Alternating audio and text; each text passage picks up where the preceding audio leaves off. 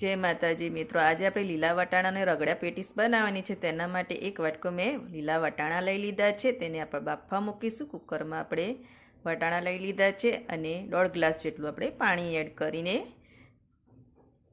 4 whistle કરી લઈશું. આપણે કુકરનું ઢાંકણ બંધ કરી દઈશું અને 4 વિસલ કરી લઈશું. ત્યાં સુધી મેં બટાકા બાફીને લઈ લીધા છે. તેને આપણે મેશ કરી લઈશું.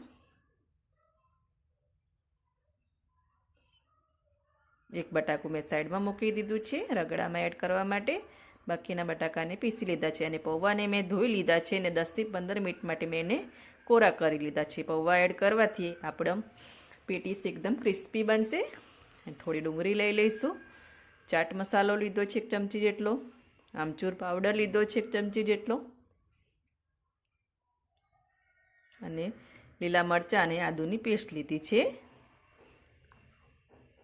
થોડી કોથમીરના પાન લઈ લઈશું અને સ્વાદ અનુસાર મીઠું લઈ લઈશું. ચાટ મસાલો લીધો છે તે પ્રમાણે લઈશું. પહેલાં આપણે પૌવા એડ કર્યા છે એટલે પહેલાં મિક્સ કરી લઈશું. બાકીના મસાલા પછી કરીશું, જેથી પૌવા સરસ મેશ થઈ જાય. બટાકામાં પૌવા સરસ મેશ કરી લીધા છે. હવે જીરું લઈ લઈશું 1 ચમચી જેટલું. લાલ મરચું લઈ લઈશું 1 ચમચી. ગરમ મસાલો લઈ લઈશું અને થોડીક હળદર લઈ લઈશું 1/2 ચમચી જેટલી. બાકીના મસાલા પણ આપણે મિક્સ કરી લઈશું.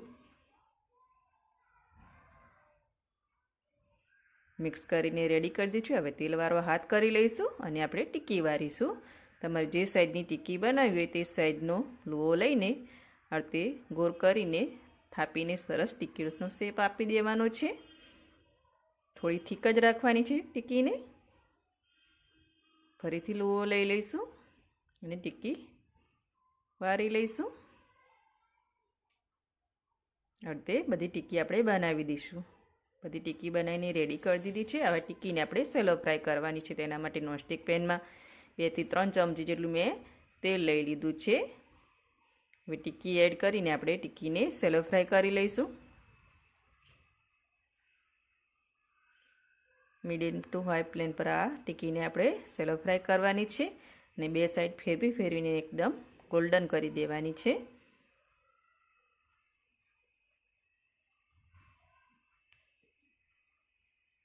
બે સાઈડને ચેન્જ કરીને સરસ ક્રિસ્પી કરી લેવાની છે.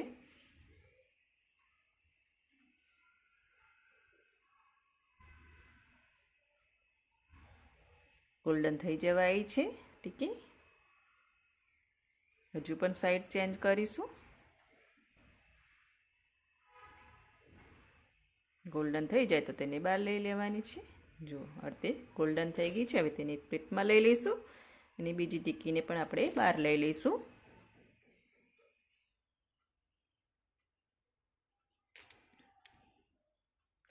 આવી રીતે આપણે બીજી ટીક્કીએ પણ સેલો ફ્રાય કરી લેવાની છે.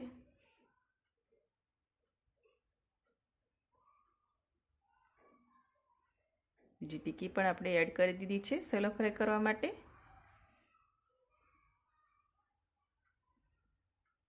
વટાણા બાફવા મૂક્યા તેની 4 વિસલ થઈ ગઈ છે. ચેક કરી લઈશું વટાણા બફાઈ જાય છે નથી.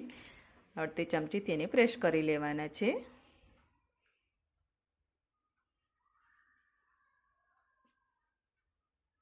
બફાઈને રેડી થઈ ગયા છે. હવે તેમાં એક બટાકું આપણે રાખ્યું છે રગડામાં એડ કરવા માટે. એમાંથી અડધું બટાકું આપણે અંદર કટકા કરીને એડ કરીશું. બીજાને આપણે મેશ કરવા રાખીશું. અડધા બટાકાને આપણે નાના નાના કટકામાં વટાણામાં એડ કરી દઈશું.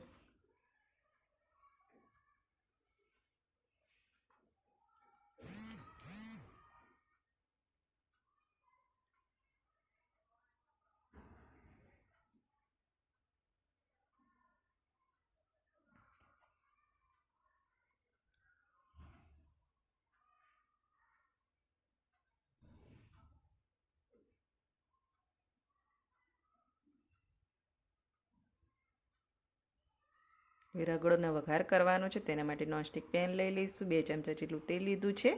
તેલને ગરમ થવા દઈશું. જીરું લઈ લઈશું 1 ચમચી જેટલી અને આદુ અને લીલા મરચાંની પેસ્ટ બનાવી છે તે એડ કરી દઈશું. તેને તેલમાં સાતરી લઈશું. હળદર લઈ લઈશું અડધી ચમચી જેટલી. અડધી ચમચી જેટલો ગરમ મસાલો લઈ લઈશું અને અડધી ચમચી જેટલું લાલ મરચું લઈ લઈશું. તેલમાં સાતરી લીધું છે અને હવે આપણે વટાણા બાફીને રાખ્યા હતા તે એડ કરી દઈશું. મિક્સ કરી લઈશું. હવે તમારે જેટલો રગડાની ક્વોન્ટિટી જાક જોઈએ તે પ્રમાણે આપણે પાણી એડ કરવાનું છે. સ્વાદ અનુસાર મીઠું લઈ લઈશું.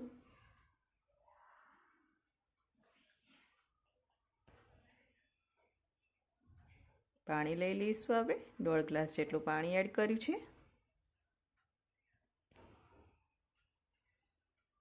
એક બટાકું બાકીને સાઈડમાં રાખ્યું હતું તેને હાથેથી મેશ કરી લઈશું.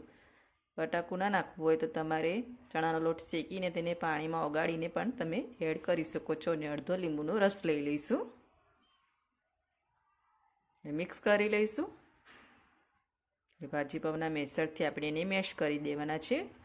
એકદમ મેશ નથી કરવાના. આપણે થોડા વટાણાનો ભાગ રાખીશું અને થોડું આપણે પીસી લઈશું આ રીતે મેસરથી, જેથી આપણો રગડો સરસ જાડો થઈ જાય.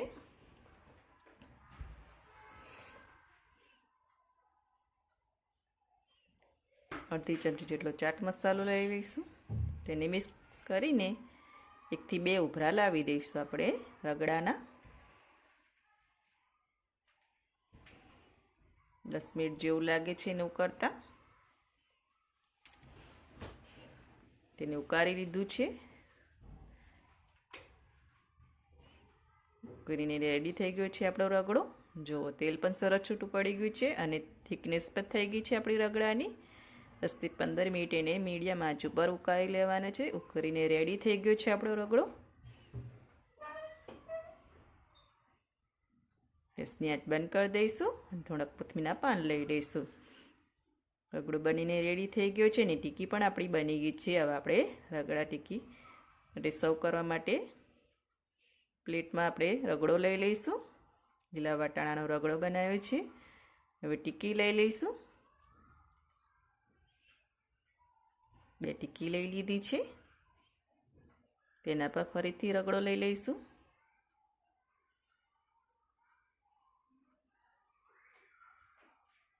પેટીસ ઉપર આપણે ખજૂર આમલીની ચટણી લીધી છે તીખી, તે લઈ લઈશું. ખાટી મીઠી ચટણી બનાવી છે તે. થોડી કોથમીરની ચટણી લઈ લઈશું. ઝીણી કટ કરેલી ડુંગળી લઈ લઈશું.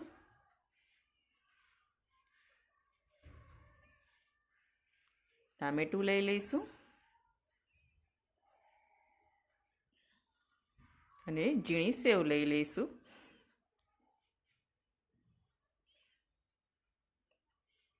અને થોડા લીલા મરચાં અને કોથમીરના પાન લઈ લઈશું. બનીને રેડી થઈ ગઈ છે લીલા વટાણાની રગડા પેટીસ. એકદમ ટેસ્ટી એવી. થોડીક ટામેટો કેચઅપથી સર્વ કરીશું અને ગ્રીન ચટણી પણ લઈ લઈશું. ખાવામાં બહુ ટેસ્ટી લાગે છે. બનીને રેડી છે આપણે લીલા વટાણાની રગડા પેટીસ. ટેસ્ટી એવી રગડા પેટીસ બનીને રેડી થઈ ગઈ છે લીલા વટાણાની રગડા પેટીસ. અને જો તમને મારી રગડા પેટીસની રેસીપી ગમતી હોય તો મારા વિડીયોને લાઇક કરજો, સબસ્ક્રાઈબ કરજો અને બેલ આઇકન જરૂરથી દબાવજો. એકદમ ટેસ્ટી એવી લીલા વટાણાની રગડા પેટીસ બનીને રેડી છે.